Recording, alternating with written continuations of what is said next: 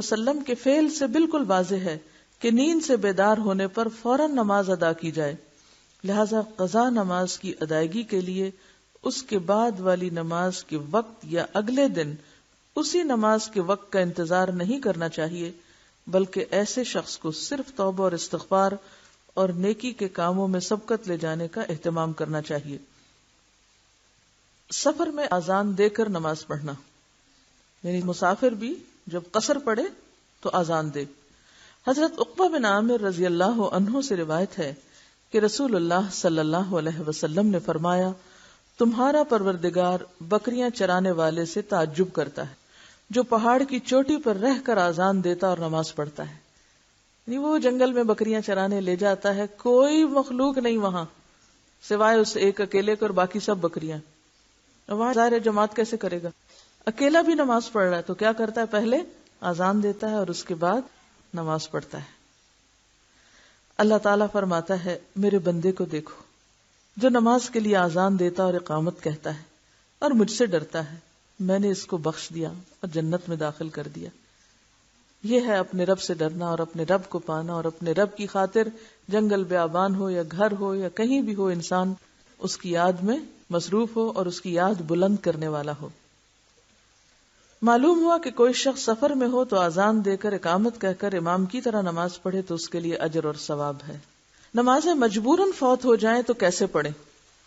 حضرت ابو سعید خدری رضی اللہ عنہ سے مروی ہے کہ ہم غزوہ احزاب میں رسول اللہ صلی اللہ علیہ وسلم کے ساتھ تھے، ہمیں کافروں نے ظہر، عصر، مغرب اور عشاء کی نمازیں پڑھنے کی مہلت نہ دی۔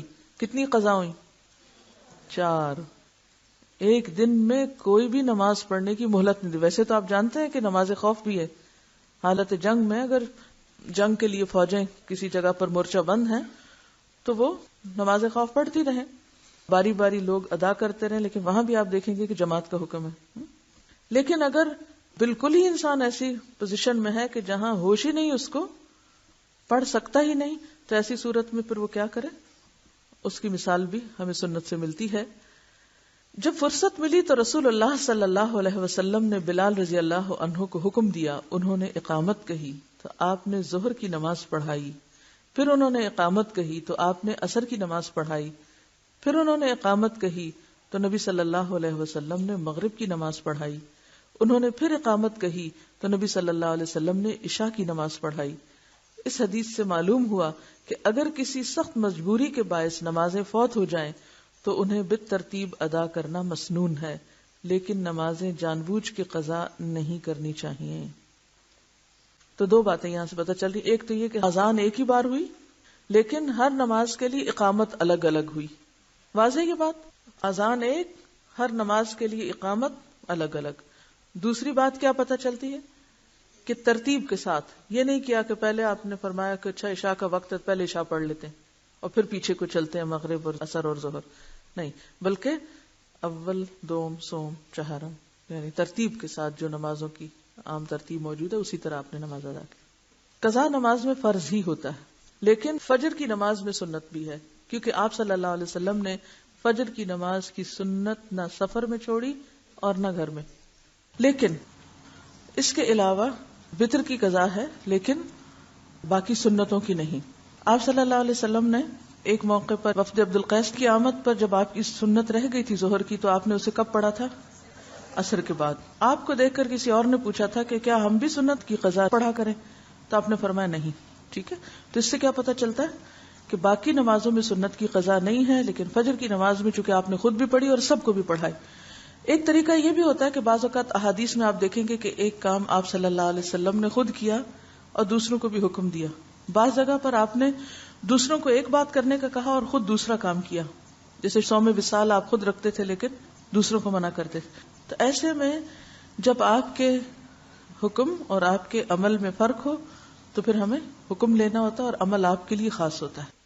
ایک کتاب ہے الفقہ علی مذاہب الاربع، چاروں مذہبوں کی فقہ، تو اس میں پھر سب کے دلائل دیے ہوئے ہوتے ہیں کہ فلاں کے نزدیک یہ بات ایسے اور اس کی دلیل یہ، فلاں کے نزدیک ایسے اور اس کی دلیل یہ ہے۔ تو اگر آپ حوصلہ رکھتے ہوں تو مزید معلومات کے لیے بھی آگے جا سکتے ہیں۔ لیکن اب آپ دیکھیں کہ یہ جو مسائل میں آپ کو پڑھا رہی ہوں ایسا نہیں ہے کہ آپ کو پتہ نہیں ہے، میرا حسن ظن ہے کہ یہ سب باتیں آپ کو پتہ ہے، لیکن وَلَٰكِن لِيَطْمَئِنَّ قَلْبِي دلائل کے لیے پڑھا رہی ہوں. یہ کتاب جو میں نے سلیکٹ کی تھی تو صرف اس لیے کہ اس میں جو بات کہی گئی ہے وہ دلیل کے ساتھ ہے. نمبر 2، دلیل جو دی گئی ہے اس کی بھی پھر نیچے تخریج کی گئی ہے احادیث کی. یہ صحیح ہے یا حسن ہے یا ضعیف ہے یا کس نے اس کو کیا کہا ہے، اور اس کے مقابلے میں جو دوسری حدیث پیش کی جاتی ہے اس کا مقام اور درجہ کیا ہے. تو بات یہ ہے کہ یہ جتنی بھی باتیں ہیں ان سب باتوں کی دلیل کیا ہے، ایسا کیوں کریں اور کیوں نہ کریں، وہ نیچے لکھا ہوا ہے. آپ یہ حاشیے خود بھی پڑھا کریں. اوکے. سوال ہے وقت جواز اور مکروہ وقت میں کیا فرق ہے اثر کے. وقت جواز ہے سورج کی روشنی زرد ہونے تک. مراد اس سے کیا ہے کہ اس وقت تک نماز پڑھنا جائز ہے، پسندیدہ ہے، درست ہے. لیکن جب سورج زرد ہو جائے تو اس وقت سے لے کے مغرب تک کیا ہوگا، مکروہ وقت ہو گیا. باقی نمازوں میں بھی اختتام کا وقت ہوتا ہے، جیسے فجر بالکل سورج نکلنے والا ہے تو اس سے کچھ دیر پہلے جب بالکل روشن ہو جائے آسمان تو جائز تو ہے لیکن پسندیدہ نہیں ہے. یعنی درست تو ہے لیکن وہ جواز اور مکروہ جو ہے وہ ایک دوسرے کے اندر مل جائے گا بالکل آخری وقت میں. افضل وقت اندھیرے میں ہے. کسی نے لکھا کہ کیا عصر کے بعد سجدے تلاوت کر سکتے ہیں؟ آپ بتائیے. کیوں؟ دلیل؟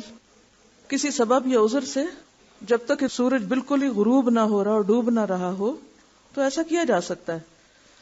سوال ہے اگر فجر کی نماز کی اذان ہو جائے تو اس کے بعد نفل وضو یا حاجت کے نفل پڑھے جا سکتے ہیں فجر کی نماز سے پہلے؟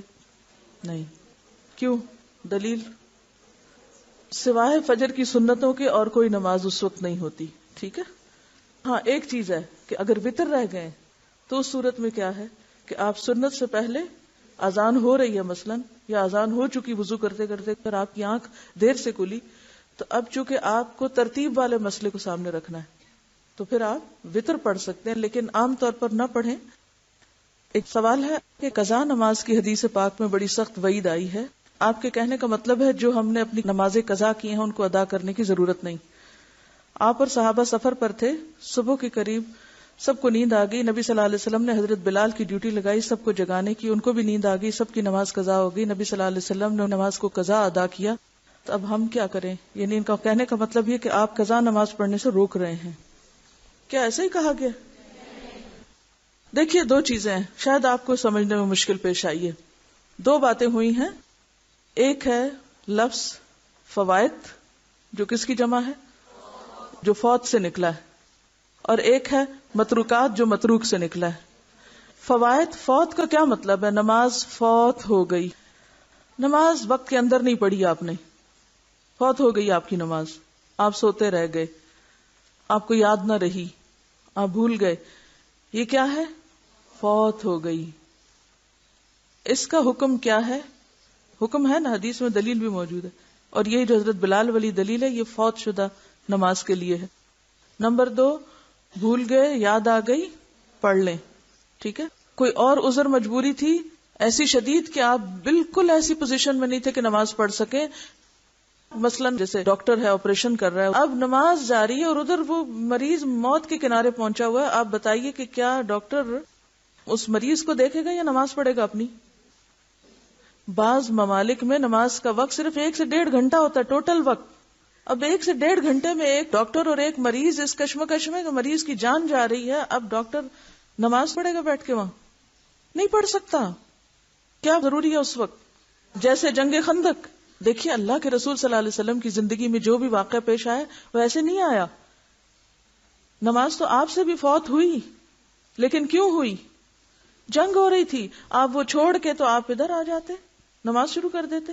حالانکہ میدان جنگ میں بھی نماز کا طریقہ تو بتایا ہوا ہے، لیکن اس سچویشن کے آگے ایک اور سچویشن بھی ہو سکتی ہے ایکسپشنل. کل ہی رات میری کسی سے ملاقات ہوئی تو انہوں نے بتایا کہ ان کے ہاسپٹل میں رمضان میں بعض دایا اور نرسز وغیرہ کیا کرتی تھی، آ کے مریض دیکھنے کے بجائے اپنا قرآن پڑھنا شروع کر دیتی کہ میں نے سپارہ پورا کرنا ہے آج کا. مریض چلا رہا ہے، رو رہا ہے، دھو رہا ہے، ان کو پرواہ نہیں، سپارہ پورا کر رہی. ہم اتنے بے شعور ہیں کہ اس وقت میرا فرض اپنی ڈیوٹی پوری کرنا ہے، نہ کہ سپارہ پورا کرنا. کام کے وقت میں سپارہ پڑھنا جو ہے جرم ہے، نیکی نہیں ہے. کہ ایک دکھی انسان کو چھوڑ کر ایک ضرورت مند کو چھوڑ کر آپ سپارہ پڑھ رہے ہیں. نوعیت فرق ہے نا. اچھا اب آپ دیکھیے آج کے دور میں بھی ایسی صورتحال ایکسیپشنل پیش آ سکتی ہے. آپ کو پتا ہے کہ کئی آپریشن 8-8 گھنٹے کے ہوتے ہیں, سنا ہوا آپ نے؟ اب آپ کا کیا خیال ہے کہ 8 گھنٹے کے آپریشن میں اگر 2 دفعہ نمازوں کا وقت آ گیا تو ڈاکٹر کیا کرے گا؟ مریض کا خون بہتا چھوڑ دے, 2 ٹانکے لگا کے اٹھ جائے اور باقی پھر نماز پڑھے اپنی؟ پڑھے گا؟ نہیں پڑھ سکتا, کیونکہ جان بچانا فرض ہے اس کے لیے. ایسی صورت میں اب آپ کہیں کہ نہیں, وہ کہتی ہیں بے شک ڈاکٹرز نماز نہ پڑھا کریں. یہ نہیں ہے مقصد اس بات کا. ایکسیپشنل, آپ کو پہلے بھی میں نے ایک اصول دیا تھا, ایک ہے آئیڈیل سچویشن نارمل, اور ایک ہے ایکسیپشنل. ایکسیپشنل صورت کے لیے مسئلہ بھی ایکسیپشنل پھر ہوگا. دوسرا لفظ ہے متروک, جو فوت نہیں ہے متروک ہے. متروک کس کو کہتے ہیں؟ چھوڑ دی گئی, جان بوجھ کے چھوڑ دی گئی. 1 نہیں 2 نہیں 10 نہیں 20 نہیں, سالوں سال, 20 سال کسی نے نہیں پڑھی. اور لٹرلی ایسے کیس موجود ہیں جو ہمارے پاس آئے. ہماری ایک اسٹوڈنٹ تھی تو ان کے سسر نے ساری زندگی نماز نہیں پڑھی, لیکن جائیداد کروڑوں کی چھوڑی, کیونکہ اب ان کو پیسے کمانے میں ظاہر ہے کہ وقت نہیں ہے, آپ نے نماز نہیں پڑھی. اب اولاد اللہ کے فضل سے دین کی طرف آئی تو انہوں نے پریشانی کا اظہار کیا کہ اب وہ فوت ہو گئے ہیں, اب کیا کریں. کسی کے پاس فتویٰ لینے کے لیے گئے کہ آپ ہمیں بتائیں. انہوں نے جو ان کی چھوڑی نمازوں کا فدیہ بتایا وہ بل کروڑوں میں تھا, کہ یہ آپ ان کے حصے کے جمع کرا دیں مدرسے میں تو وہ معافی ہو جائے گی ان کی. یہ فتویٰ بھی میرے پاس موجود ہے, لکھی ہوئی شہادت بھی موجود ہے. اب آپ مجھے یہ بتائیے کہ یہ کس قسم کا دین ہے, اس کے پیچھے کیا محرک ہے؟ ان کثیرا من الاحبار والرہبان لیأکلون اموال الناس بالباطل. بہت سے احبار اور رہبان لوگوں کے مال باطل طریقے سے کھاتے ہیں. نماز کا کفارہ نماز ہے, نماز کا کفارہ مال نہیں ہے. کوئی ایک قرآن کی آیت یا حدیث نہیں ہے کہیں کہ اب جائیداد تقسیم ہونے کا وقت ہے, اولاد کو اس سے محروم کر کے اور پیسے سارے مدرسے میں دے دیے جائیں, اور اگر کوئی اس سے روکے تو وہ گمراہ قرار پائے. تو ہمیں پھر اصل کی طرف دیکھنا ہے. متروک اور فوت شدہ نماز میں فرق ہے, دونوں کا کفارہ بھی فرق ہے. متروک میں توبہ استغفار کریں, اور ان الحسنات یذہبن السیئات, کثرت سے نوافل پڑھیں, کثرت سے توبہ کریں. اور پھر توبہ کی شرط کیا؟ آئندہ نہ ہو. اب جو مجھے پتا ہے کہ میری نماز 25 روپے کی ہے, میں 25 صدقے میں ڈالوں اور نماز چھوڑوں اٹھ جاؤں. وآخر دعوانا ان الحمد للہ رب العالمین. سبحانک اللہم وبحمدک, نشہد ان لا الہ الا انت, نستغفرک ونتوب الیک.